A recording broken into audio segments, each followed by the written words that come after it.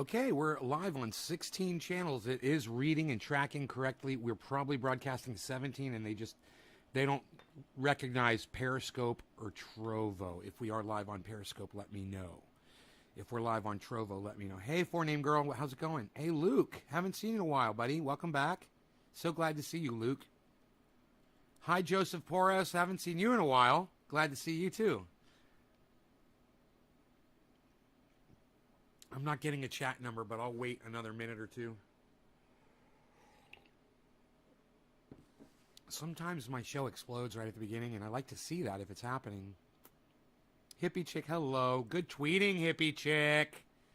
Good retweeting. I saw you got Dr. Guy McPherson's name wrong. That's fine. He's not really that accessible on Twitter. He might be under the name Nature Bats Last or something. I don't know how to get him on Twitter, actually. He may have left it. But that response that guy gave you was funny, huh? And because you added me, I got to see the whole exchange. Hey, Joseph, I've been good, except I'm sick. Hey, Karen diagnosed me today. Karen, Dr. Karen McDonald. I got to tell you, I looked up, as soon as you said thrush, man, I didn't ignore you. I want you to know that. I listened to all of you guys. And I went right to Google and I searched up thrush, and sure enough, you get little sores inside your mouth, and it's painful, makes your throat sore.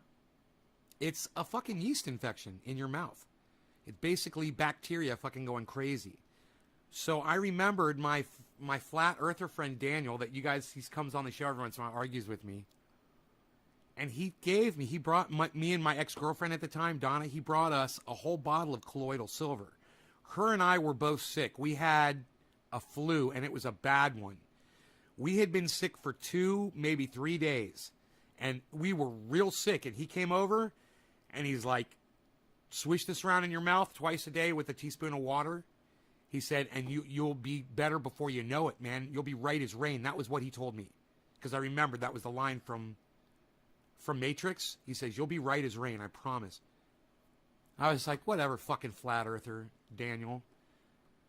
You know the symptoms? Yeah, dry mouth. I got a sore on my tongue. I got a sore here in my lip on the inside. And I looked it up, and sure enough, man, it was like, yeah, these little white sores. It's probably thrush. It's probably nothing to worry about. But if you don't treat thrush and you don't get rid of it, it can lead to more damaging illnesses. So you want to deal with it when you get it. This is something I know nothing about because I've never had it before. And I'm not diagnosed, so I might not even have thrush. The thing is all of my symptoms say thrush, not COVID, even though today I was exhausted, guys. I went to sleep. I don't know what time it was. I was too tired to check the time. I was talking to Cyber Reload, one of my best friends in the whole world, on the Discord server. And I said, bro, I'd love to sit and talk to him all day. But I was like, hey, Kristen, saltwater rinse too? Okay. Did you go to the doctor? No. Not diagnosed. I haven't been to a doctor. I'm right, once in a blue moon. Well, this one really mattered, Karen, because what you told me was I probably had some kind of bacteria in my mouth. No matter what it is, it's a virus. I put my triage oil on it. That helped a little. But I got that colloidal silver, and I swished it for 5 minutes, just like Daniel said. And by the time I was done swishing, the pain in my mouth was fucking gone. It really did make the pain go away. You know, and that lasted for hours. Now I took a couple Advil, and I'll rinse again tonight with colloidal silver before I go to sleep. It's a 5-minute rinse. I'll take care of that. But they said it's usually nothing to worry about when you get a sore on your tongue like what I've got. They said it's very common to get like a cyst or some kind of it's almost like a pimple or something on your tongue. They say it's very common. So it's just, it doesn't happen to me, but now it does. And I don't know why, you know. But it said that a drastic change in your body's probiotics, in the bacteria in your stomach, can cause a breakout of thrush. And I stopped taking my probiotic a few days ago. I started taking it again 2 days ago, but I was off it for a while. I don't know if that had anything to do with it.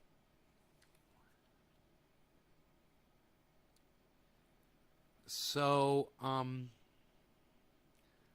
here I am to hang out with you guys and smoke with you guys and see how this makes me feel. So, how do I feel right now?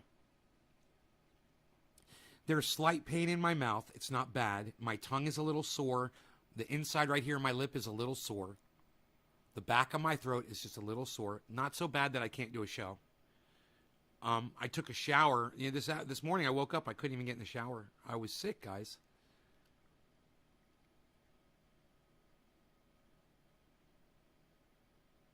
Yeah, Peterson, I don't know what you're trying to say. Maybe write that down again so I can understand it. That definitely sounds like the culprit. You stopped your probiotics. Really? Really? Well, I'm taking them again. I'm back on them. These are great. I highly recommend them. This is what Donna got me on. No, this is not it. That's not the probiotic. That's my Omniprazole. This is it right here. This is, I put it in this jar, but that's not what's in here. This is Align. And I take one Align every day, and I stopped taking them for about a week. I stopped taking all my medication just to see what would happen. And my blood pressure is fine, and my digestive system is a little different, not as good as it was before, but it's still okay. And the heartburn is almost gone, but I had some Mexican food the other night, and that triggered my heartburn. So, and it was really uncomfortable. I was having heartburn all day. I was eating fucking Pepsids and Tums, and I was like, fuck this shit. I'm going back on my Omniprazole E. Colloidal silver, yes. Joseph, a teaspoonful of colloidal silver followed by a teaspoonful of water swished in your mouth for 5 minutes twice a day. And it works. It kills bacteria. Now, you got to be careful. Yeah, I've got coffee. I'm drinking water.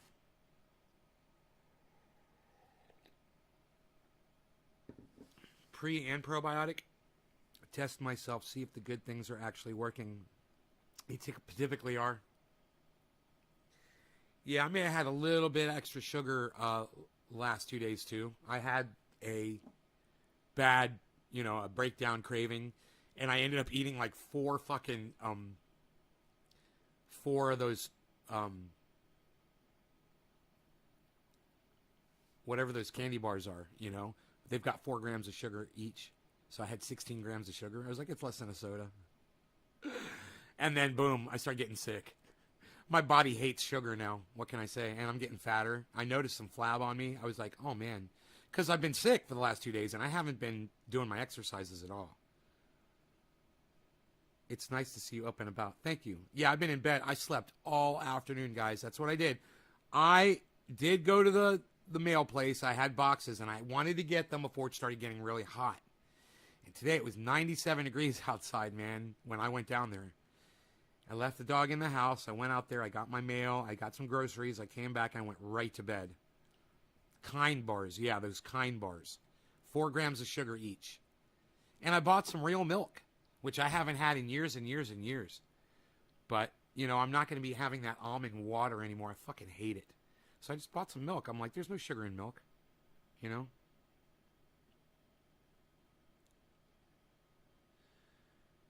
No, Lynn, you have no idea what you're talking about, Lynn. You don't know what you're talking about. Lynn, everybody, Lynn is wrong. Lynn, I love you. Thank you for trying, but you're wrong, okay? I've already proven what causes flab. And it's not no exercise. No, that's not what causes flab. What causes flab is the poison, is the sugar, the murder powder, the sugar that you put in your body. You're drinking it, you're eating it, you're cooking with it, you're fucking snorting lines of it like Alex Jones does when he's got some pure super male vitality. Is probably the most ultimate and potent. It's got potency. Ultra potent. So, Lynn, you're wrong. Flab does not come from no exercise. Plain and simple, you're wrong. Flab comes from when you put poison powder, sugar, murder juice, Coca-Cola, soda, high fructose corn syrup, honey, fruit, anything with sugar in it, syrup, any of that shit. When you put that in your body doesn't like to eat that because humans are not designed to eat sugar. Humans are designed to eat fat. Yeah. So when you put sugar in your body, guess what your body does, Lynn Marie?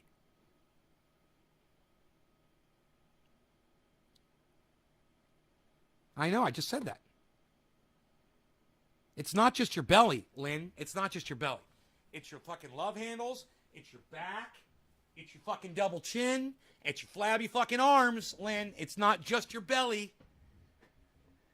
Listen, I just cut 20 pounds in a matter of 2 months. So it wasn't that I stepped up my exercise, because I didn't. In fact, I do less exercise now. That's a fact. Hey, man, I used to hike with Rogan twice a day, every day. We would do that hike. Lots of exercise. That was more than a month ago.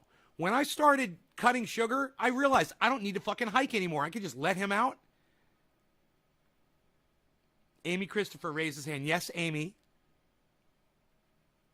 I know. There's a lot of people that are watching this show right now that are offended that I'm telling them that sugar causes flab. Hey, if you're literally going to leave my show because you're offended that I told you the truth about sugar causing flab, you're going to die of a heart attack. You're going to keep eating sugar. You're going to keep putting on the flab, and you're going to go work out all day. You're going to walk, and you're going to exercise. You're going to walk the dog. You're going to do all these exercise, and the flab's never going to go away because you're going to keep putting sugar in your body. I went through this for years, 53 fucking years. I'm telling you, folks, it ain't the exercise. It's the fucking murder powder. Anyone got anything to say? I'm literally giving you information that will save your lives. Do you guys have anything to say back to me, like conversation? You know, if Ron Placone was talking to his audience right now, it'd be going, there'd be all these people talking about it. You know, if Graham Elwood would be, there'd be a whole bunch of people, even if there's like 50 people in there, it'd be going crazy because they engage with them. It's great. You guys got nothing to say to me about this? Caleb says, I'm probably the skinniest motherfucker you'll ever meet and eat all the sugar in the world. Right, Caleb. And guess what? You'll be dead in a few years, too, because you're clogging up your arteries, smartass. Ha, ha, ha. Yeah, it's real funny to laugh at the fact that you're poisoning yourself, and you have no idea that you're doing it to yourself, bro. That's real funny, Caleb. Enjoy, man. It's going to suck for you. You're going to need insulin, bro. You're going to have to give yourself shots. You're going to become a diabetic, and then all of a sudden, you're going to start getting really fat, bro. You're going to have no regimen and no diet, and you're going to fucking die. So, you know, laugh all you want, buddy. This is not a laughing matter. People that put sugar in their bodies literally want to die. You already know. I told you. Here it is. You're going to kill yourself if you eat sugar. You're going to die. You're going to die a lot younger, and you're going to die in a lot more pain. And let me tell you something. Since I stopped eating sugar, I've never felt better. Now, granted, this little viral infection I got, it sucks. But you know what? Here I am. I got a fucking viral infection. It's affecting my lymph. It was infecting my lymph node. It's not so bad now. And here I am doing a live stream. Why? Because I don't eat fucking murder powder. At least you're living a happy life. Hey, Caleb, I bet I'm living a happier life. You know what? Sugar makes you depressed, bro. Let me tell you. You think you're happy when you're eating that sugar. What happens when you're done eating it, Caleb? Oh, you go right to sleep. You know why? Because you want to avoid that sugar depression that you get. But go ahead and keep lying to yourself, bro. Yeah, you're happy. You're real happy killing yourself with something you shouldn't even be putting in your body. You know, and, you know, you sound like an anti-masker, too. Hey, I'm not going to wear a mask, but at least I'm free. Please. I have to be careful with that kind of language on here.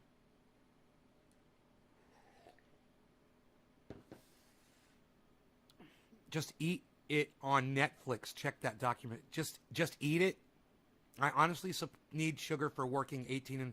No, you don't, Caleb. You're just lying. And look, I don't believe that you work 18 to 19-hour shifts. I don't believe that. I think you're fucking lying. Nobody works 18 and 19-hour shifts. Unless you're like a fireman. Are you a fireman? No, those are like 24-hour shifts, aren't they? What's fucking 18, 19-hour shift? Who does that? A million times worse. You don't need sugar to get through a fucking 18, 19. You know what? If you ate normal, you wouldn't need sugar at all just to stay awake, bro. And that's what you're doing. You're literally... No, bro. Your body, you've trained your body to accept sugar. You're a road worker. Dude, they make road workers... How much of a break do you get in 18 and 19 hours? Let me know. That's crazy. What state are you in?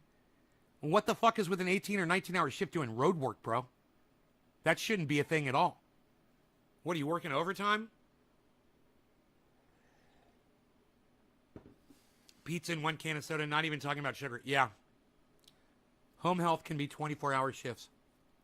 That's different. You know, if you're doing medical or you're a fire worker or you're a paramedic, I understand those long shifts. He's a road worker. They're usually 12-hour shifts for the home workers at my mom's house, but that's probably different than what you've been exposed to. Maybe California, you do 24 hours. There's a huge patch of blackberries. I probably ate half of a quart today from the wild. So good. Josh, yeah, it's full of sugar, bro. You just put a ton of sugar in your body. You want to kind of limit that intake. Keep that in mind. Dude, tell me my nose hair trimmers are out here, please. Please. Yes. Hold on, guys. If I'm sitting here fucking with my nose this much, man, it's time to bust out the trimmers. You 12 to 24 hours? That's fucking crazy. There's a huge patch of blackberries. Yeah, okay. Sent you of your hours in one day, Caleb. Caleb, start putting a happy face after every message. I'm just going to block you for that obnoxious shit. It's really, I mean, have a conversation with me. And when you're talking to somebody, you don't go, sent you a private message of my hours in one day. Ha, ha, ha. What? Stop it, dude. Are you nervous? What the fuck do you keep putting a little happy face after everything you say? That is obnoxious and stupid. It doesn't even make sense. You didn't say anything funny, so stop doing it. All right? It really pisses me the fuck off. I don't like it. I like it when something's funny and you put the little ha-ha emoji. That's not fucking funny. We're literally talking about you killing yourself, working yourself to death, and trying to live off of sugar, bro, and you sit there and put a little smiley emoji after every sentence you type. Stop it. All right? Act like a goddamn road worker. You're a fucking road worker. Act like a man. Or a woman, if you're a woman. But act like an adult. How about that? You know? Act like a fucking adult. No, you don't get to tell me to chill, Caleb. You know? Take it back or I'm going to block you. You don't get to tell me to chill. This is my show, and I do what the fuck I want. And if I want to call your mom a cunt and tell you to go fuck yourself, well, goddamn it, Caleb, that's what I'm going to fucking do. Get used to authority. I've got it over you right now. All right? If you don't like it, you're fucking gone. I'm not freaking out. This is my fucking show, and this is how I talk to fucking idiots that poison themselves with sugar and think that working a fucking 18-hour, 19-hour shift is fucking funny. Yeah, get out of here, Caleb. Bye. Yeah, block yourself, dude. Go block yourself so I don't have to fucking add another stupid fucking name to my fucking block list. Makes it so much easier to unblock the people that are worth having back on my show.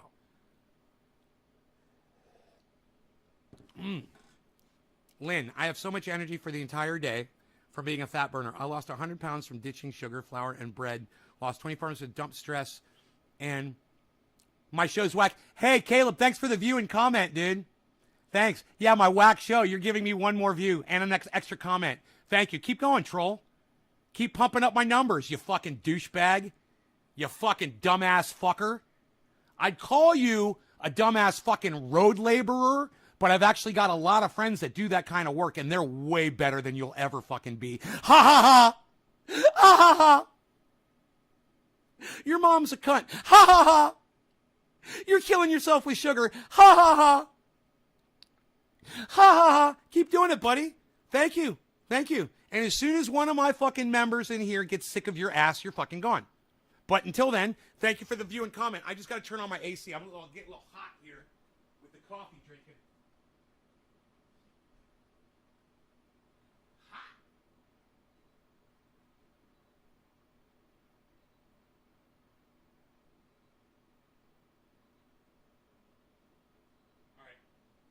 I got one more AC in the back. I just got to turn that one on. Give me a second.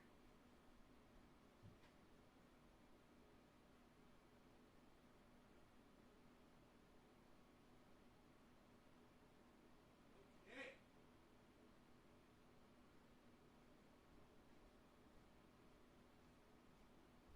All right. Sorry you're sick. Yeah, thanks, buddy. I appreciate that.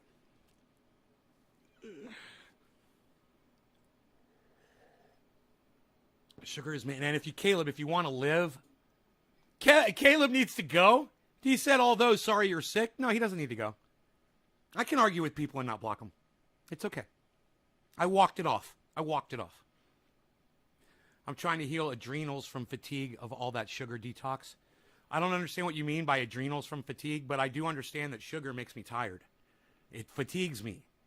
And that might be why I fucked up a little bit, ate some sugar, and fed the fucking viruses in my mouth. I don't know. I don't know if it works like that. It went into my blood, though. The sugar definitely went into my blood. So many, they were rotting. Birds wouldn't eat them fast enough. I'll regret it. Bro, you remember, my triage oil works on the butthole too, bro. If you do a little excessive wiping, you can use the triage oil to soothe your aching butthole. Remember that. And I don't know about this personally. Hey, I never tried it myself, but Billy Ballantyne swears by it on his butt. What can I say?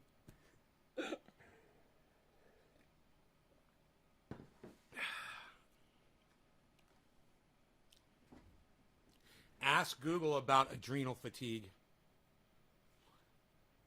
Lynn, I asked you. You don't want to have a conversation with me, Lynn? You don't want to talk to me? You want to make me jump through hoops? This is a perfect opportunity for you and I to have a discussion, and you can teach me. Right? Why would I Google it if you can just tell me?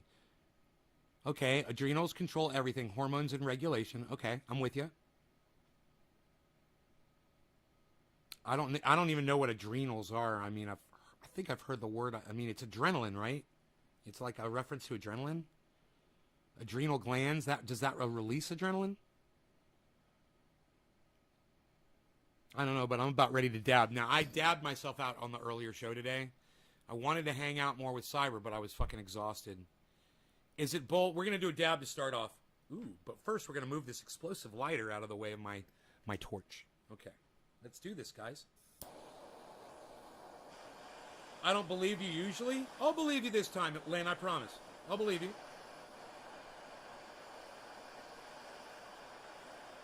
Breeding? Years, bro. I'm not really interested in breeding my own strains. It's too time consuming, man. And if I didn't have time, if I had a lot of time, I'd totally get into it because it's fun. But I got 2 grows going. I do 3 shows a day. I've got a dog. And just those things alone keep me fucking pretty busy. And I got to shop, and I got to clean, and I got baths to take, and showers, and clothes to wash, and dishes to do, and I live by myself, man, you know? I don't have a lot of time. Cheers, guys. All right, Lynn, well, let me know.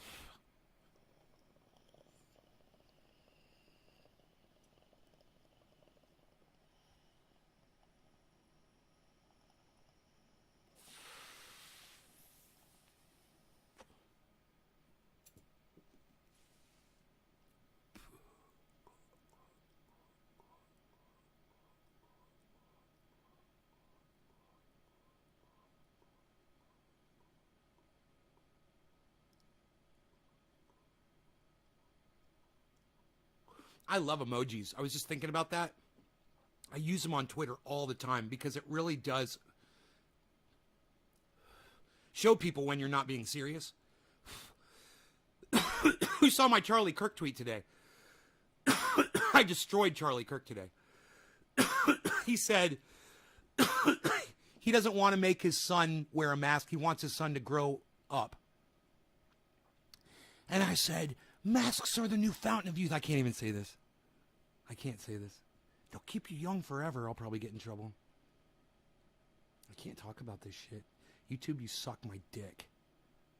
I can say that. Hey, YouTube, you're a bunch of dumb cunts. I fucking hate you all at YouTube. And you're all a bunch of dumb fucking liars, okay? That's the most important thing to remember about YouTube is when you get one of their representatives in chat, they just straight up lie to you.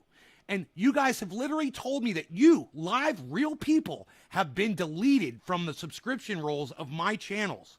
You've told me that. So I know it's fucking true, and I know it's real people, and my other channels get deleted from them as well. Yet they say, no, we only delete troll accounts. I'm like, no, you don't. And you know what I said to this woman? Her name was Iris. Before the conversation started, I said, I hate to make you into a liar, but, and I did. I made her into a fucking liar because she's a lying fucking cunt that works for the cunts at YouTube. And hey, YouTube, you guys are all a bunch of dumb fucking cunts, and I hope you all fucking die. All of you. I hate you all. All right? Fuck you, Shit Lips, and the whole goddamn crew. You know, someone should nuke fucking YouTube. We'll all go over to fucking Trovo. You know, I hope you get fucking hacked.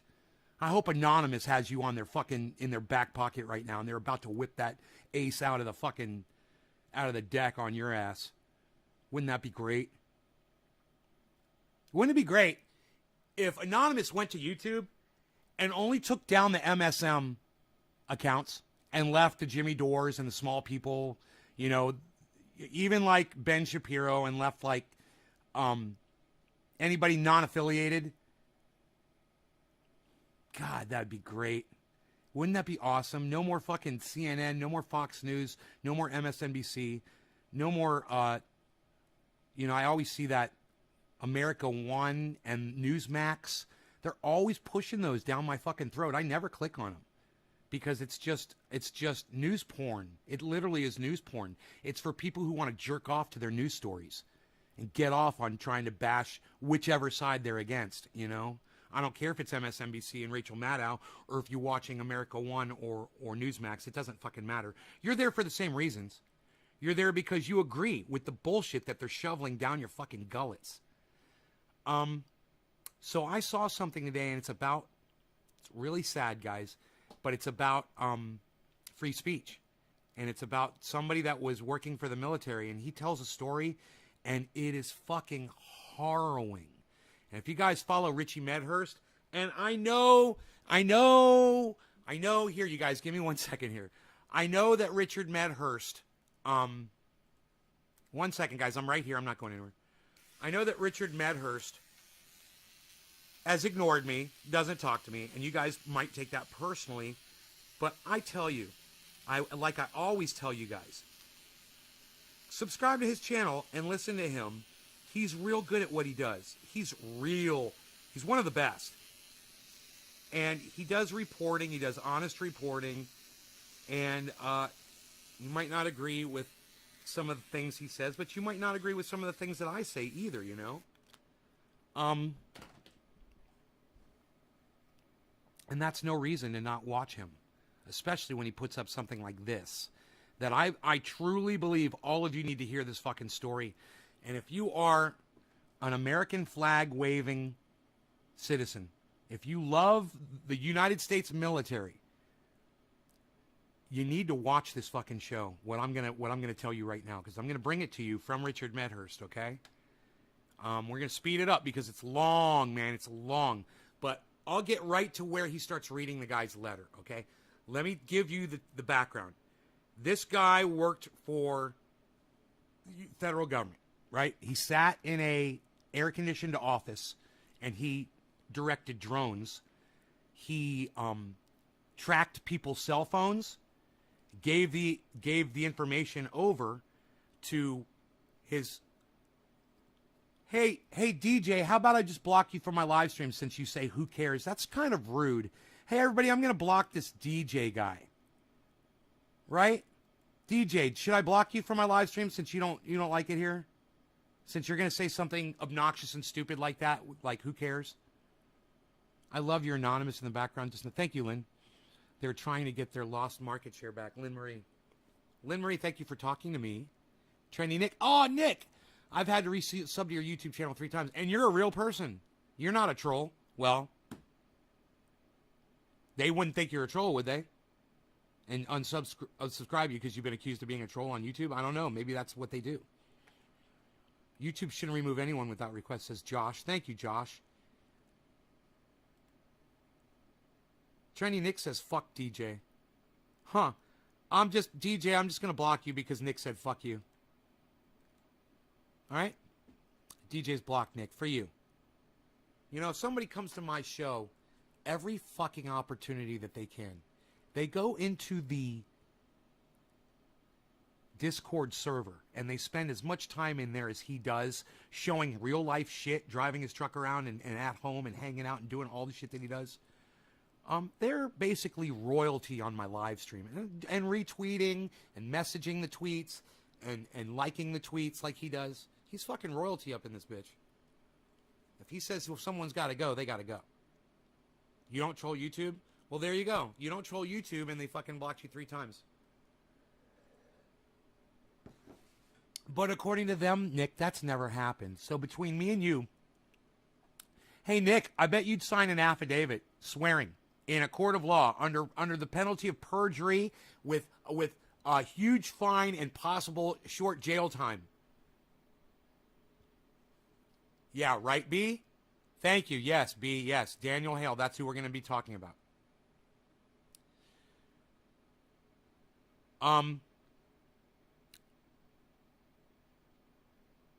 You and I go to court and sue fucking YouTube, bro, and you're my affidavit backup witness, and anybody else will sign an affidavit and say you are lying. And that's all. Hey, I just want them called out for the lie that they say when they say we just unsubscribe old channels or channels that are disconnected or troll channels, fake channels, they like to say. Yeah, that's all we disconnect. No, you're lying and you're fucking liars, and I want you outed. I want YouTube publicly outed for this fact that they fucking lie. That's it. I just want everyone to know that they're fucking lying to our faces. They are literally doing what they're saying they're not doing. And that Nick is a witness. Is there anyone else in this live chat who's ever been unsubscribed by YouTube to any of my YouTube channels? And you showed up, you were like, man, whatever happened to that dude? And you had to find my channel and you weren't subscribed to it anymore. Anybody, let me know. I'm not going to ask you to sign an affidavit. I'm just kind of wondering if there's, a few of you. All right, we are going to history here and going to Richard Medhurst. Oh, yeah, it's my channel on Discord is Nays Garden or Nays Garden #1766. You guys, this is really tough. All right. So Daniel Hale, I mean, this is really heartbreaking. Once again, you have someone who is sacrificing their life, being persecuted, thrown in jail, to do what? To bring forward the truth, right? Just as we were talking now, this is not something everyone knew. I mean, it's very easy to take some of the knowledge we have now for granted. But at the time, you could say things, but it was hard to prove it precisely because they were not telling the truth about the drone program. The Obama administration, I mean, dude, even the stuff we know is not the full truth. You understand? This goes very deep. So they were lying about the scope of the drone program. They were lying about the number of casualties, about who the casualties are. It's a rabbit hole of atrocities, as I say. And it's just one part of the war on terror, one part of the military-industrial complex. Okay, now this is a 32-minute video. We're going to go super fast until he gets to the letter that this guy wrote the judge before he got sentenced. Okay? Because of this letter, the judge showed some leniency on the sentencing. He still went to prison. But he didn't go to prison for as long, and it's because of this letter. And you guys have got to fucking hear this shit. Richie is going to read the whole fucking letter. And the U.S. Empire's crimes. And so, we owe a huge debt of gratitude to Daniel Hale. I agree. This is, again, someone of immense bravery, immense courage. I agree. Who has really, I mean... Just like Julian Assange. Given their life, because look at the decades of persecution that these people go through, whether it's Assange or Chelsea Manning. They throw their lives away. Think about that. Or in this case, Daniel Hale. So this is very, very... You ever think about that? These guys wanted you to know the truth, and they're literally sitting in prison, and they knew this could happen to them. But they thought they'd get more support, I'm sure, because they deserve it. Jones strike pilots use Xbox controllers because they're already used to it from gaming. No, Josh, I've never heard that before. Is that true? Or is that like a rumor? 18-year-old kids playing real-life Call of Duty. Right, Josh? Right? Important what he did, right? And right here on the program, we've covered this before. We talked about how, these drone papers that were published in The Intercept. We've fucking nose hair trimmer ain't cutting it. Pun intended. Oh, yeah! My nose hair trimmer ain't cutting it. Covered them here on the channel. That was just a part of it. This is thanks to Daniel, right? Well, it's widely assumed that it's thanks to him, right? It's not 100% confirmed, but it's widely assumed that it's thanks to him. According to what I understood, and, these crimes, they're so bad, they're so evil. When you say them, people don't want to believe you, and it's because of people like Daniel, because of people like Assange, Snowden, Chelsea Manning, that we have proof. We can actually show, look, this is what's happening because of these so-called, nation building projects. These we're going to bring democracy. No, it's all false. Look, this is the truth, right? It's thanks to these people. They're really, society owes a huge debt of gratitude to them, truly. So, just to give you a brief recap, just to give you some more information about what happened with Daniel. So, he served from, I think, 2009 to 2013 in the Air Force. He was an intelligence analyst, did some work with the NSA, and I think Intercept published the first drone papers in 2015. So he doesn't get indicted for his unauthorized disclosures, as they call them, until 2019, right? So this is Soul of the City. This is only Hey, 2 Shelley. years ago. And as I mentioned earlier, it's the same time Assange is indicted. Well, the superseding indictment at least comes out. Lynn Marie just said, on YouTube, watching you with 12 others right now on my big screen, but never get notified even though I'm subscribed. I get Facebook notifications all the time, never YouTube. Lynn, I've got 24 Nays Garden channels on YouTube. What I want you to do is I want you to go to YouTube, and I want you to find every single one of my Nays Garden channels, and it's easy. Because all you got to do is go to one of them, and all of them are recommended channels on the front page of each one. And as you go to each other channel, you'll find more and more and more channels, and you'll flip, and you'll be like, holy shit, he's got a lot of fucking channels. Subscribe and sign up for notifications on all 24, 25, however many channels I have on YouTube. Do that, and you will I get 4 notifications when I go live, and I could show you my cell phone right now and prove it to you. But that's all you got to do. It'll take you 2 seconds to do all that. So, because Stella Morris, I'll just show you very, very quickly. Actually, this is Stella Morris who pointed this out earlier, because I was live tweeting about Daniel's case, and she brought this excellent point up, right? So I'll read it to you over here if you'll just allow me a moment to bring this up. Yes. So you can see here, Stella Morris, Assange's partner and fiancée, she says, interesting, Hale was indicted the same month as Julian Assange's superseding indictment, which caused profound unease and controversy in the Department of Justice. Assange and Daniel Hale have the same prosecutor, Gordon Kromberg, right? So you guys might remember his name. He came up a lot when we were talking about when we were covering the Assange trial right here on this channel, right? So he's a villainous character, he really is. And in any case, he, as I was saying, Daniel, he doesn't get indicted for a while until 2019. And then they charge him on 4 counts under the Espionage Act and 1 count under theft of government property, if my memory serves me well, and he took a plea deal, right? I just seen them all. He pled guilty in March of this year, in March 20. You guys can all do that. You guys can sign up for it. Then turn your notifications on your smartphone. Now, I got to tell you guys a little point before we get into this, because it's long. But the United States military uses people's cell phones in other countries to drone strike them. So we should start a hashtag that says #burner phone, something like that. Hashtag buy a burner. To protect people. There's innocent people getting murdered all around the world with these drone strikes, guys, right? They're tracking them on their cell phones, and they don't know how many people are with them when they've got that cell phone signal acquired. They don't know how many people. He's going to tell a fucking story that you guys aren't going to fucking believe it. It's a nightmare fucking story. And now I want you to also imagine this. Imagine the United States was behind in technology compared to the Arab states. Do you think those Arab states would be flying drones over us and killing us if they had the ability? Does that make it right for us to do it to them? Fuck no. But you think there's guys over there on the other side of the world that if they had drones and they could just fly them into our country and just kill people indiscriminately or targeted individuals like leaders or generals, you think they'd fucking do it? Yeah, you goddamn right they would. But we're human beings and we're fucking sick, man. This is what sick people fucking do. You're about to hear this fucking story, and I'm telling you guys, it's going to rip your fucking heart out. Saul, have you ever considered that you had so many different accounts throughout the years that someone may think they used to be sub to you even though it was just a different account? Soul of the City. Yeah, that's why I broadcast to 6 of those channels. I try to, at least. I don't know how many. I think I'm broadcasting to 5 right now, and I need to add another one. I try to broadcast to the channels with the most amount of subscribers. So my channel has 25,666 or whatever subscribers.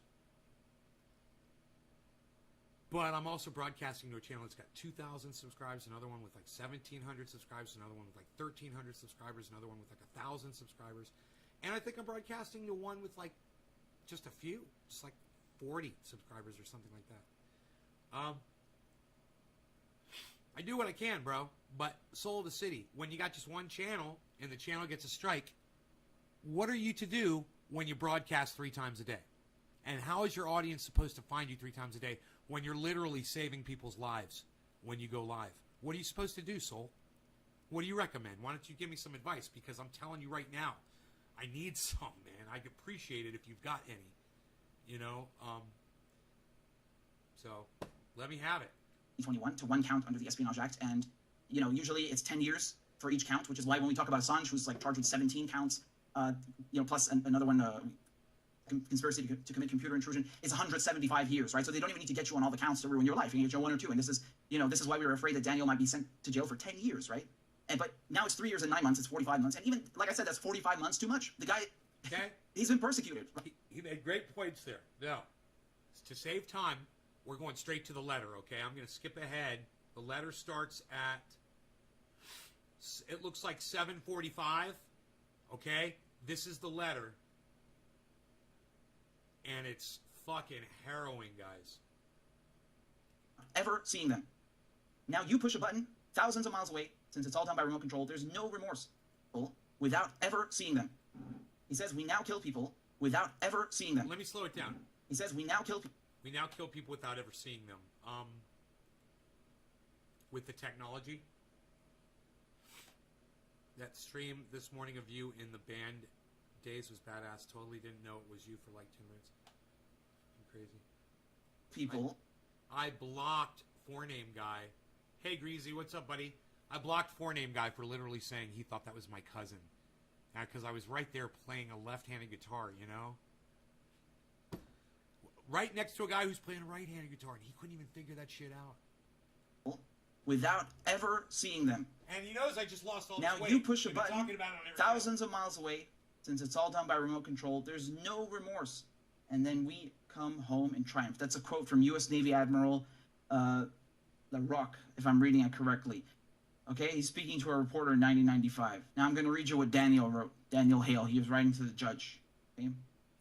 So he says, "Dear Judge O'Grady, it is not a secret that I struggle to live with depression and post-traumatic stress disorder. Both stem from my childhood experience growing up in a rural mountain community and were compounded by exposure to combat during military service." Can you imagine this? The guy's already grown up in an unstable environment and decides to go into the military, and then it just compounds his PTSD, right? He probably was undiagnosed before the military, I would think, right? Oh, yeah, come on and join the military. Come experience war. Young PTSD survivor. Yeah, come to war. Launch a platform for your shit. Do this on your own website because you just... I do, so you can go to naysgarden.com and go watch the show live right now. I'm broadcasting to naysgarden.com. Naysgarden.com, bro. Just like the name of the show on YouTube, Nays Garden. You have literally 13,000 subscribers in a diluted fashion. Marketing. 13,000? So do it as it's... I've got 25,600 subscribers, and I literally have an image that proves that I've had 50,000 subscribers and that YouTube has deleted half of my subscribers. I've got a picture from my stats. I can show it to you live right now. But let's talk about this. It's more important than me. Depression is a constant. Through stress, particularly stress caused by war, can manifest itself at different times and in different ways.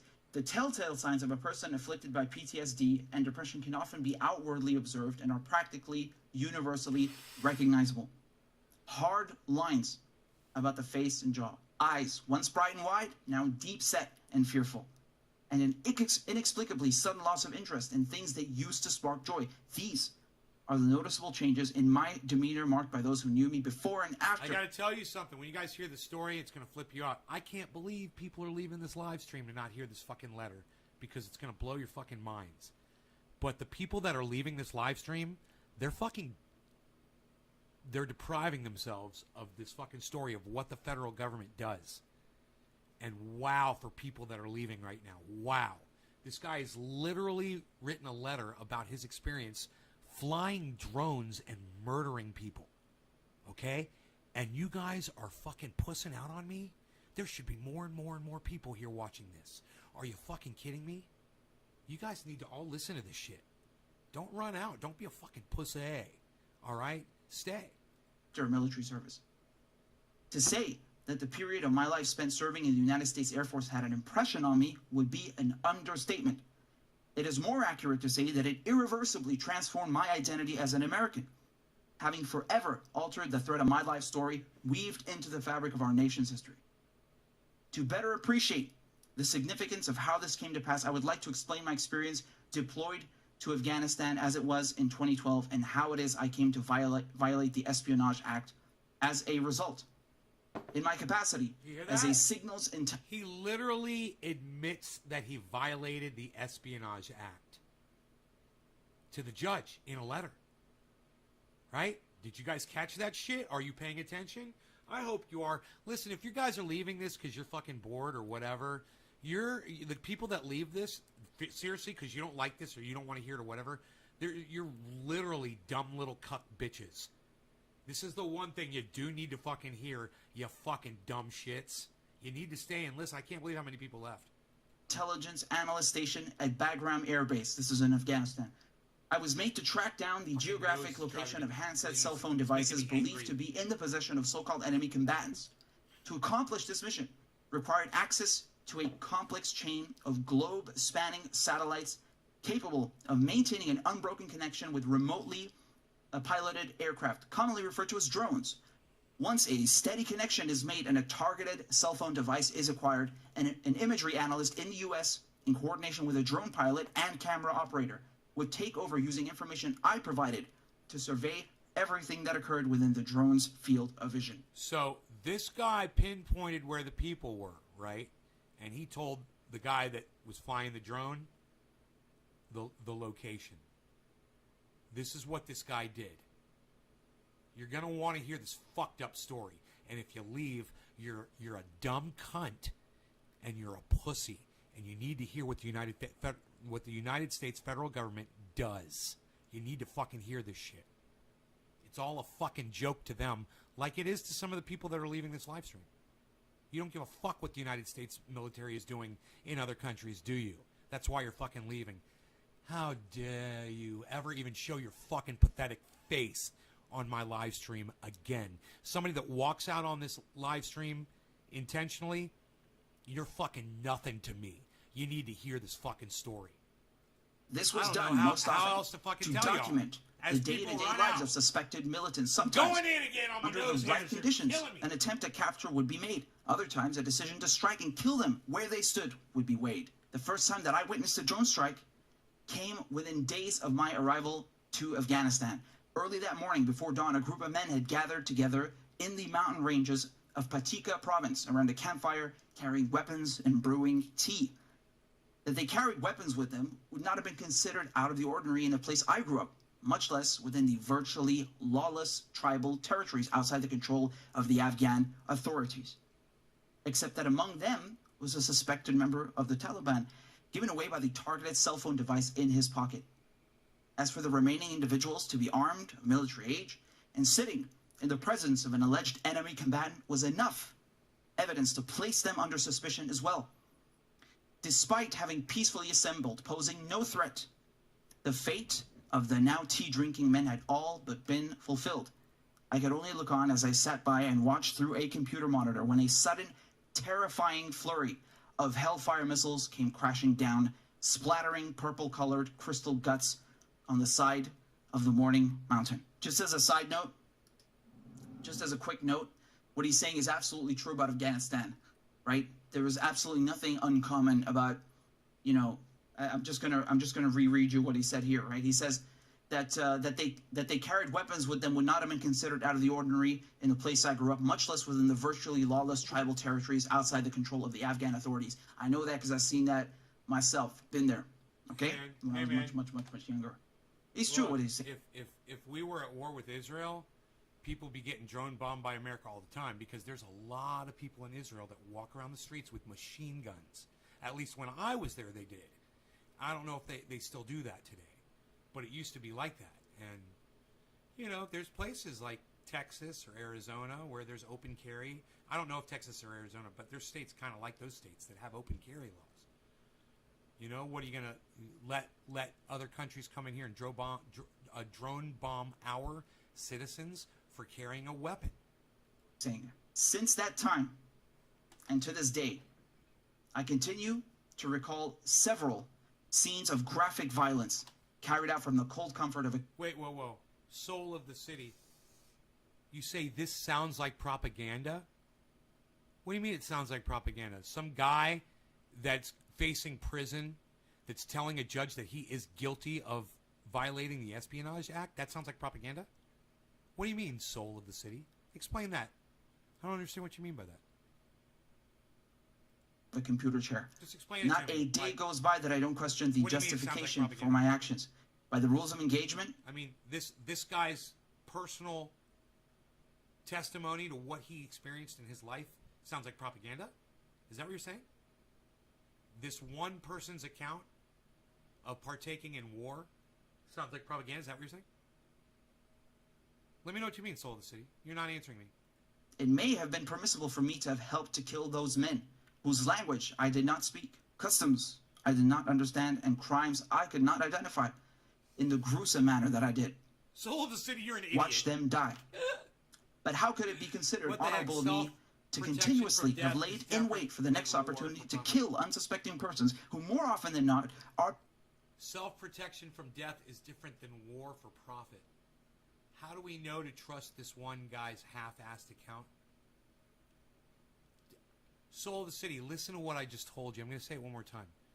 This is a guy admitting to violating one of the most serious crimes against the United States. Espionage. Do you understand that? He's admitting to espionage. You think he's fucking lying to the judge? Mr. Anonymous Soul of the City. Hey, I tell you what, Soul of the City. I tell you what, you fucking little troll bitch ass. Why don't you come back when you get an identity and you can put your face on the internet? All right? Enjoy my fucking block list, you fucking dumb cunt. Wow, yeah, this really sounds like propaganda to me. Why? Because the guy telling you the story kind of looks like he's Arabic? Huh, he's Syrian. are posing no danger to me or any other person Cheers, guys. at the time. Never mind honorable, how could it be that any thinking person continued to believe that it was necessary for the protection of the USA to be in Afghanistan and killing people, not one of whom's present was responsible for the September 11th attacks on our nation? Notwithstanding, in 2012, a full year after the demise of Osama bin Laden in Pakistan, I was part of killing misguided young men who were but mere children on the day of 9/11. Nevertheless, in spite of my better instincts, I continued to follow orders and obey my command for fear of repercussion, yet all the while becoming increasingly aware that the war had very little to do with preventing terror from coming into the United States and a lot more to do with protecting the profits of weapons manufacturers and so-called defense contractors. The evidence of this fact was laid bare all around me in the longest or most technologically advanced war in American history. Contract mercenaries outnumbered uniform-wearing soldiers 2-1 and earned as much as 10 times their salary. The evidence of this fact was laid bare all around me in the longest or most technologically advanced war in American history. Contract mercenaries outnumbered uniform-wearing soldiers 2-1. Mercenaries outnumbered uniform-wearing soldiers 2-1. Contract mercenaries outnumbered uniform-wearing soldiers 2-1. Contract mercenaries outnumbered uniform-wearing soldiers 2-1. Contract mercenaries outnumbered uniform-wearing soldiers 2-1. You understand that? So when Joe Biden says he's bringing the troops back, he's just bringing the troops back, but he's leaving 2/3 of his fucking military there that gets paid 10 times as much as the soldiers do. That don't give a fuck because they're mercenaries. They're not United States soldiers. They're contract killers. These are the people that are working for Joe Biden right now. And he's left 2/3 of these people over there. This is all a sham, and you guys are being fucking lied to. You need to listen to what this guy is saying. This is the most truth you're going to hear all fucking day. I guarantee it. Anybody wants to come in here and accuse this guy of writing a letter of propaganda is a moron. You're just an idiot. It doesn't even qualify as, when you understand it's just somebody talking about what he's gone through. Where do you guys hear this fucking story? Where do you guys hear the fucking story? What happened, okay? Listen to what fucking happened. And then shoot your little cunt off, all right, motherfucker? And earned as much as 10 times their salary. SRC, what's up, son? Soldiers. Well, these guys, there's mercenaries, there's soldiers, and then there's these guys that work in air-conditioned offices that fly drones, locate people with their cell phone signal, and kill them from the air. He's going to explain this, guys. It's disgusting. It's fucking disgusting. You're going to want to fucking hear this story. This is your United States federal government at work, guys. And again, just a quick side. Wait till you fucking hear this story. No, once again, absolutely true. What did we tell you? What did I tell you about the withdrawal, the so-called withdrawal from Afghanistan? The only people withdrawing are the ones in uniform. And as Daniel correctly points out here, the mercenaries, the so-called contractors, far outnumber the conventional armed forces, the people in uniform. Do you understand? And he correctly points out, too, they earn much more because it's a racket. That's what it is. It's a scam. With Bush and Cheney? Yeah. Meanwhile, it did not matter whether it was, as I had seen, an Afghan farmer blown in half, yet miraculously conscious and pointlessly trying to scoop his insides off the ground, or whether it was an American flag draped coffin lowered into Arlington National Cemetery to the sound of a 21-gun salute. Bang, bang, bang. Both served. Both served to justify the easy flow of capital at the cost of blood, theirs and ours. And when I think about this grief, I'm grief-stricken and ashamed for myself for the things I've done to support it. The most harrowing day of my life came months into my deployment to Afghanistan when a routine surveillance mission turned into disaster. For weeks, we had been tracking the movements of a ring of car bomb manufacturers living around Jalalabad. Car bombs directed at U.S. bases had become an increasingly frequent and deadly problem that summer, so much effort was put into stopping them. It was a windy and clouded afternoon when one of the suspects had been discovered headed eastbound, driving at a high rate of speed. This alarmed my superiors, who believed he might be attempting to escape across the border into Pakistan. A drone strike was our only chance, and already it had began lining up to take the shot. But the less advanced Predator drone found it difficult to see through clouds and compete against strong headwinds. The single payload MQ-1 failed to connect with its target, instead missing by a few meters. The vehicle, damaged but still drivable, continued on ahead after narrowly avoiding destruction. Now imagine this. A few meters away from a car that's speeding down a highway all by itself takes a hit from a fucking Hellfire missile. Imagine you're in that car. Imagine you're the person driving that car. And you're not even surprised because this is what America is doing to you and your people. They're literally drone bombing you. And so you're in this car and you're driving. Eventually, once the concern of another incoming missile subsided, the driver stopped, got out of the car, and checked himself as though he could not believe he was still alive. Out of the passenger side came a woman wearing an unmistakable burqa. As astounding as it was to have just learned there had been a woman, possibly his wife, there with the man we intended to kill moments ago, I did not have the chance to see what happened next before the drone diverted its camera when she began frantically to pull out something from the back of the car. A couple of days. See, so this guy literally is recalling what he saw, and he's also recalling the fact that he didn't know what fucking happened at this point. Right? Now listen to this shit. This is where it gets super fucked up. Not that it's already not fucked up. Passed before I finally learned from a briefing by my commanding officer about what took place. There indeed had been the suspect's wife with him in the car, and in the back were their two young daughters, aged 5 and 3. A cadre. 5 and 3 years old were in that car, and we're shooting fucking Hellfire missiles at it.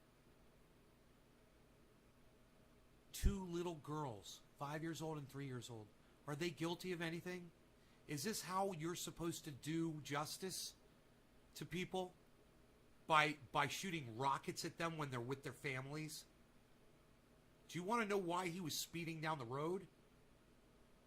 So they could avoid getting shot by a fucking Hellfire missile, man. They're fucking expecting that shit. This is the United States government, guys. This is fucking Joe Biden. This is the cuck bitch Donald Trump. I believe this happened when Donald Trump was president. You never heard about this shit, did you? Of Afghan soldiers were sent to investigate where the car had stopped the following day. It was there they found them placed in the dumpster nearby. The eldest was found dead due to unspecified wounds caused by shrapnel that pierced her body. Her younger sister was alive, but... Nice, huh? We killed a little baby.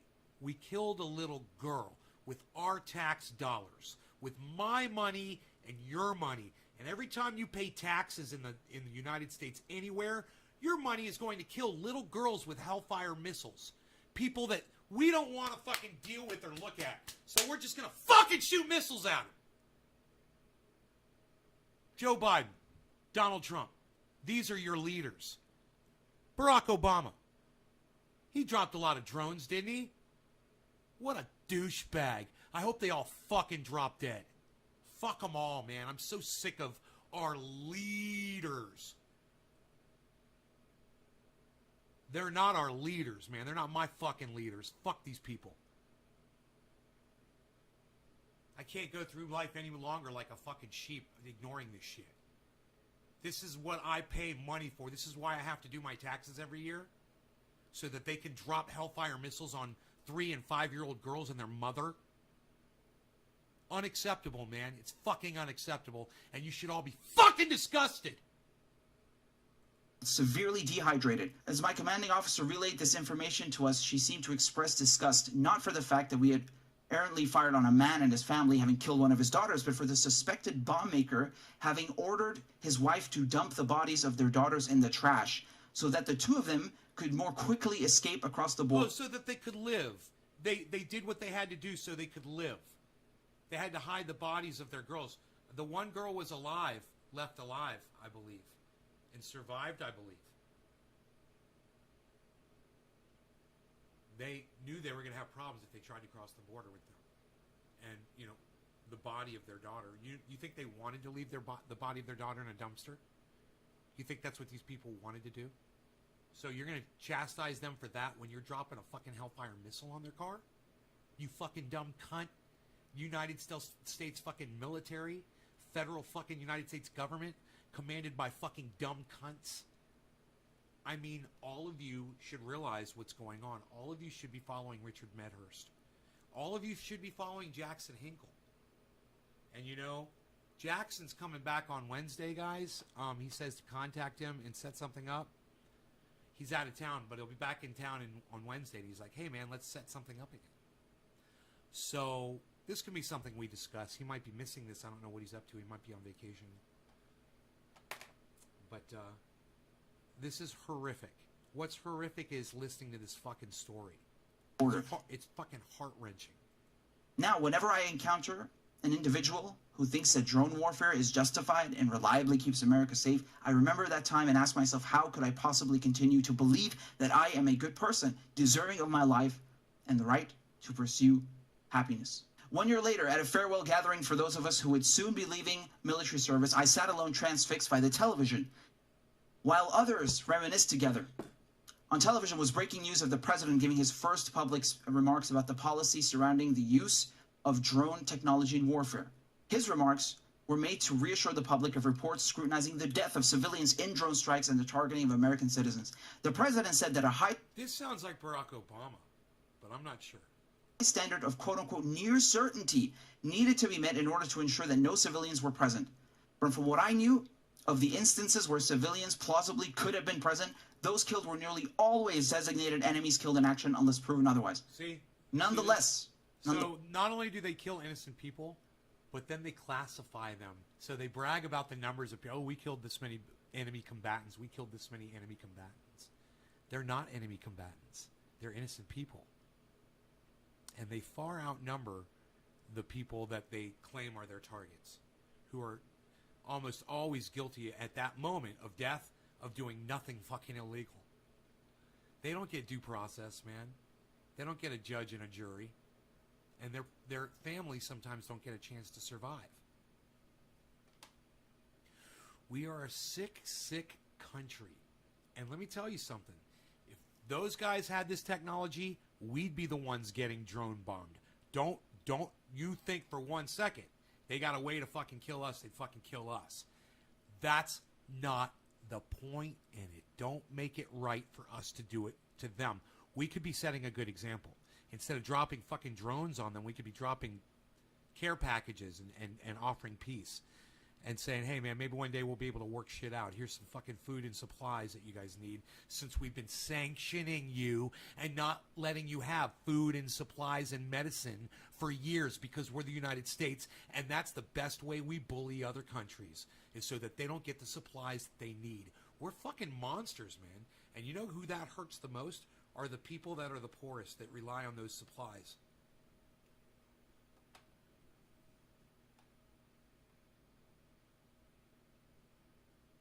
Nonetheless, I continue to heed his words as the president went on to explain how a drone could be used to eliminate someone who posed an quote-unquote imminent threat to the U.S. Using the analogy of taking out a sniper with his sights set on an unassuming crowd of people, the president likened the use of drones to prevent a would-be terrorist from carrying out his evil plot. But as I understood it to be, the unassuming crowd had been those who lived in fear and the terror of drones in the skies, and the sniper in this scenario had been me.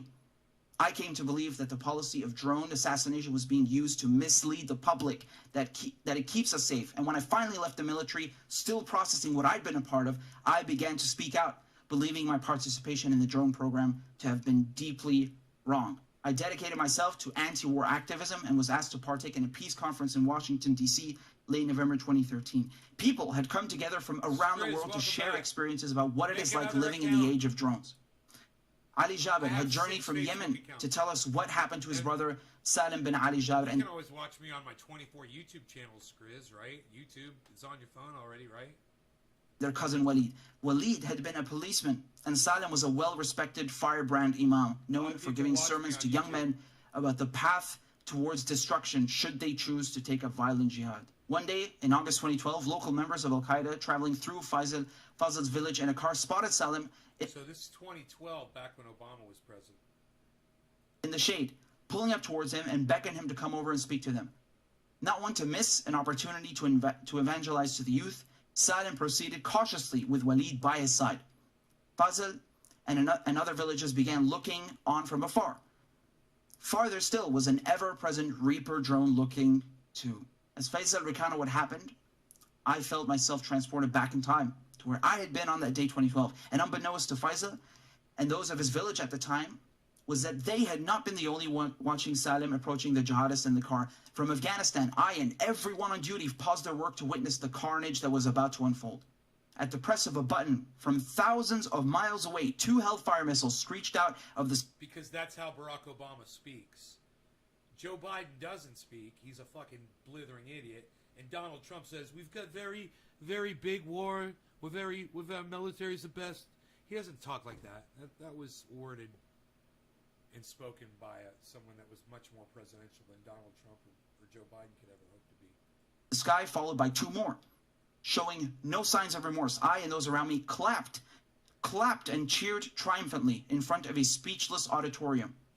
Faisal wept. About a week after the peace conference, I received a lucrative job offer if I were to come back to work as a government contractor. I felt uneasy about the idea. Up to that point, my only planned post-military separation had been to enroll in college to complete my degree, but the money I could make was by far more than I had ever made before. In fact, it was more than any of my college-educated friends were making. So after giving it careful consideration, I delayed going to school for a semester and took the job. For a long time, I was uncomfortable with myself over the thought of taking advantage of my military background to land a cushy desk job. During that time, I was still processing what I had been through, and I was starting to wonder if I was contributing to the problem of money in war by accepting to return as a defense contractor. Worse was my growing apprehension that everyone around me was also taking part in a collective delusion and denial that this is all handwritten too, by the way, guys. Was used to justify our exorbitant salaries for comparatively easy labor. The thing I feared most at the time was the temptation not to question it. Then it came to be that one day after work, I stuck around to socialize with a pair of coworkers whose talented work I had come to greatly admire. They made me feel welcomed, and I was happy to have earned their approval. But then, to my dismay, our brand new friendship took an unexpectedly dark turn. They elected that we should take a moment and view together some archived footage of past drone strikes.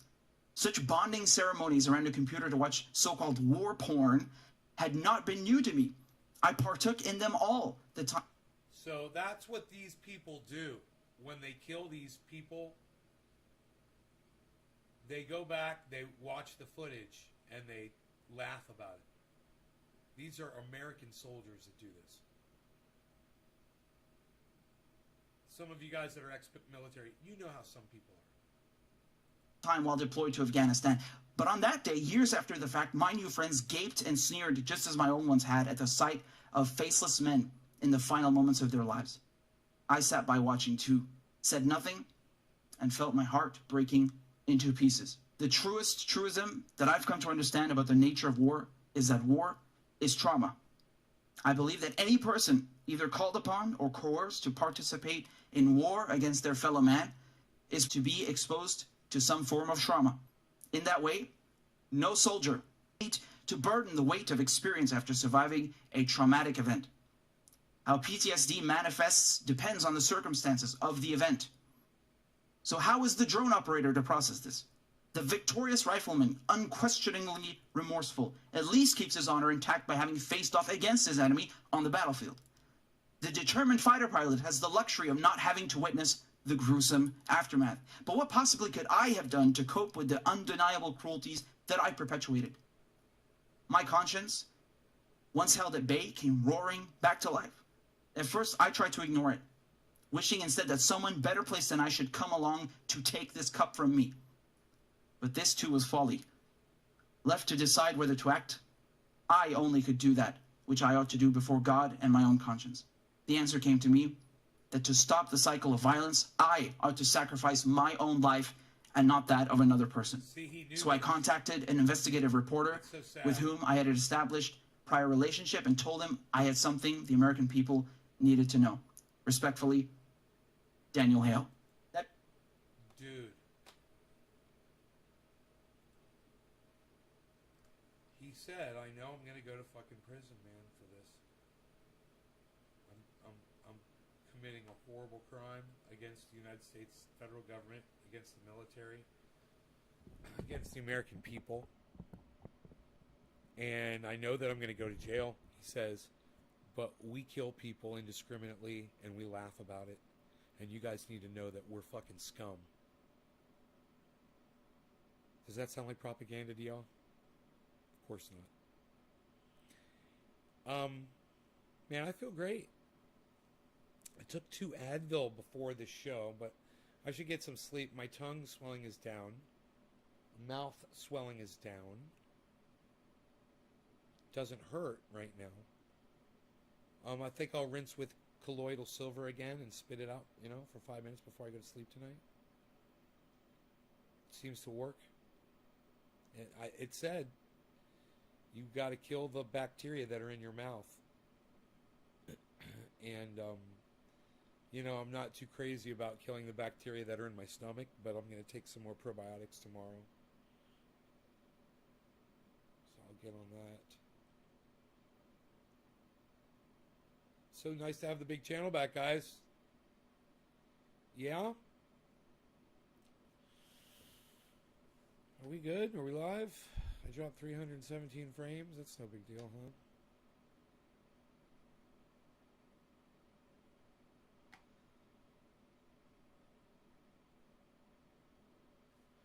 Cult of Dusty's live?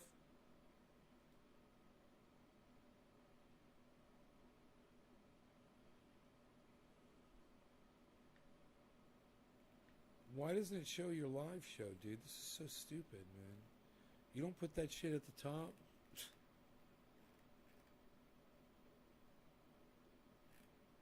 Huh. Videos.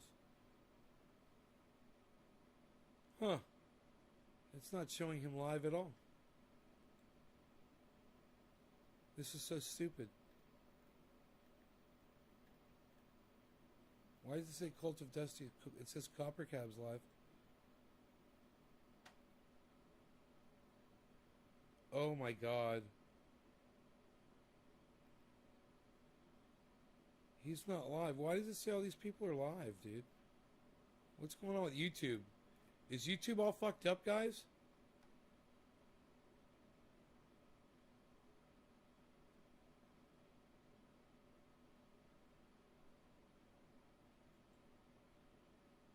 Fucking YouTube.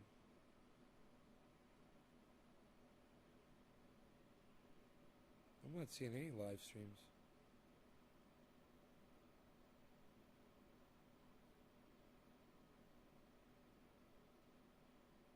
I can still see it.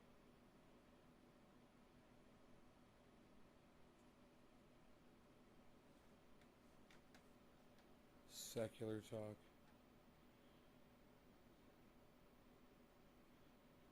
NVIDIA's face generator. AI. 6 days ago.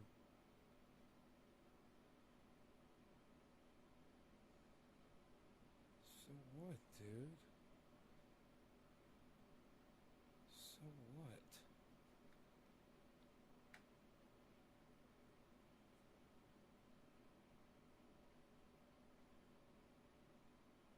Huh. YouTube good. You're live on Facebook. Yeah, I'm fucking high, though. And YouTube's fucking with me. It says I'm live. I see that. Man sued over bad online review. What? Dude, will this guy let me show you guys this? This is, Steve Lehto. It's Stevehto. He's got 216,000 subscribers. I don't know if he'd let me play this for you, but I want to watch this so bad. I've watched this guy. He's pretty good. He's a lawyer, I believe. Man sued over online review. Man, I want to hear that so bad. Let me see if I can watch any of this. Lehto's Law.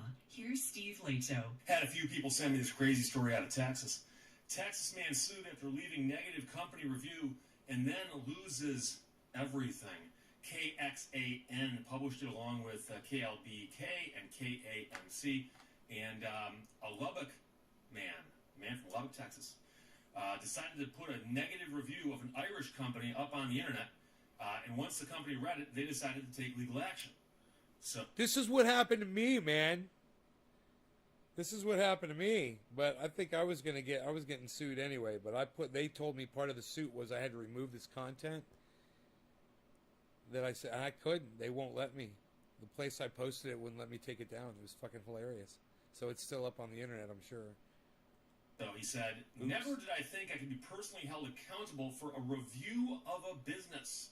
Wow. In 2015, he hired the company to help grow his online business. And there's companies out there that do this. They right. Rob Mulligan used to do that. Contact us. He wants us to help you with your online presence. Yeah. And I know because I get those emails all day long. So in 2015, he hired them. After working with them, he says he discovered that they'd made a mistake or errors that would cost him $8,000. So after failing to deal with the issue privately, he decided to post a negative review of the company online. I just say, hey, as a customer, here's what I experienced with this, he said. For a lot of people, $8,000 would sink them as it did with this business. Hey, Ice, what's up, buddy? That's fucking hilarious. What a funny story, man. So that guy has interesting stories. Check him out on YouTube.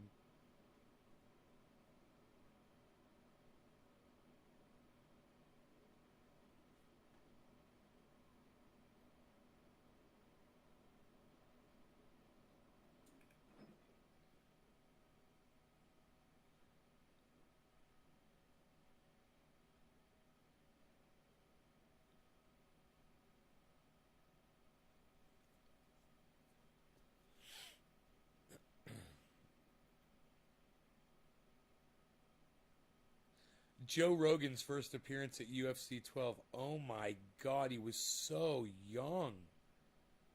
Holy shit, he had hair. He had a full head of hair, guys. Joe Rogan did. He was so not jacked at all, man. He just had a normal physique. That is fucking funny.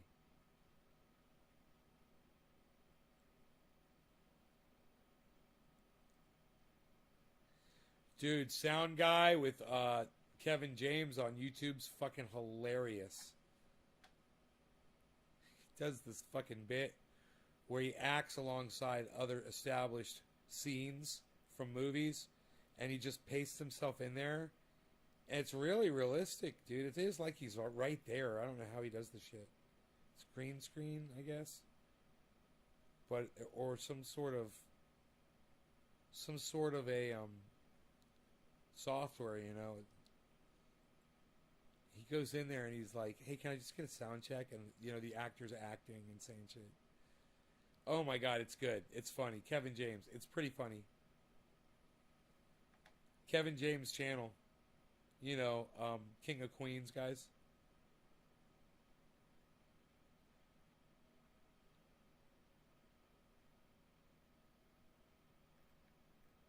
Really worth watching.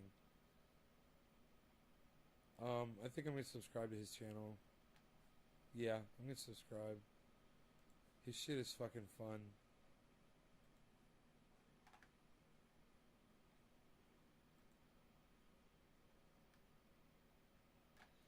Dude, why does YouTube say all these people are live when they're not fucking live? It's bullshit, bro.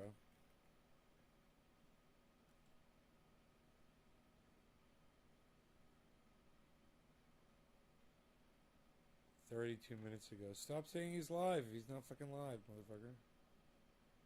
God damn it. Listen, guys, I'm going to go. I love you guys. Thanks for watching so much. I'll see you in the morning, okay? You guys take care. I'm exhausted. I'm sick. Sorry.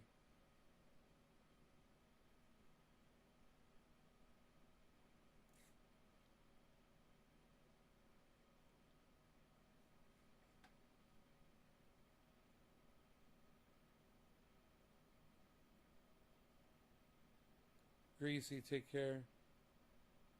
Love you guys. Alright. Bye, guys. Great White Vapor later. Hippie chick keeps it open. Hippie chick tries to type out keep it open. I like that. Hashtag keep it open.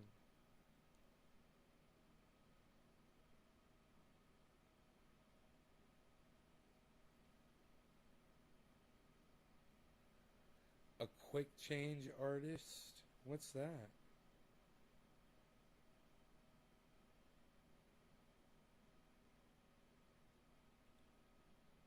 I am legend, sound guy. That would be funny. Will Smith got mad at me, Kevin James. It's only 1 minute and 43 seconds. You guys have to watch those. Fucking hilarious. Hippie chick says keep it open. Trendy Nick says keep it open. I like that. I like to see it.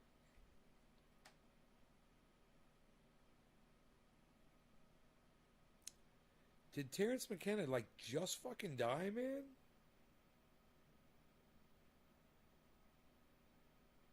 I wonder how he died. Huh.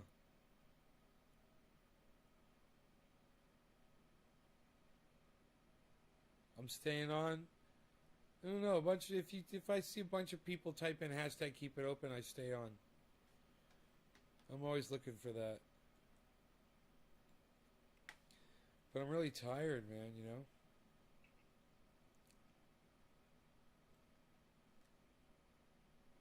Spot a quick changer. They're very similar to short changers. They start off the same way. They buy something very inexpensive, usually something that's $1 and some change with a very large bill. So in this case, he's buying Hubba Bubba bubblegum. It's $1.09, and he's going to pay with a 50. So that right there should be the first red flag. Huh. How's he going to make more than that back? I wonder what he does. I wonder what the scam is. Gracie says hashtag keep it open. Jackie says hashtag keep it open. Hippie chick says keep it open, and she does it right with the capital K, capital I, capital O.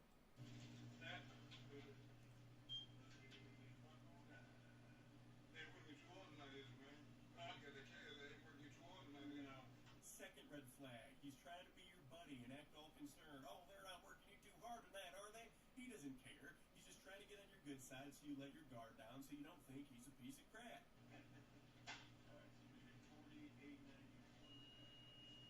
Notice I just told him what he's getting back, $48.91, so he has no reason to be confused when I hand him the bills.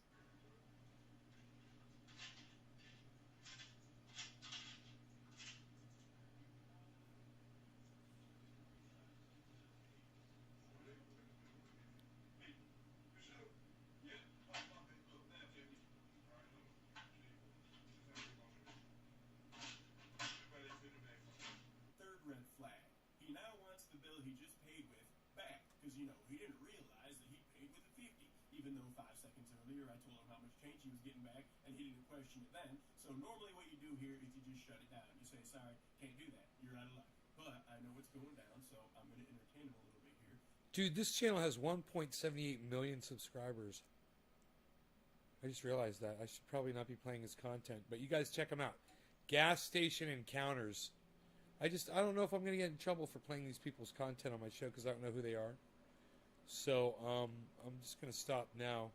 But you guys can check that stuff out. I really like all the Keep It Opens, guys. Thank you. I would have left sooner. But I am sick and I do got to go, guys. So, y'all take care. Love you guys. I got to get some sleep. I will see you in the morning, okay? I think my tongue's getting better. Love y'all. Bye-bye. More Keep It Opens next time, guys.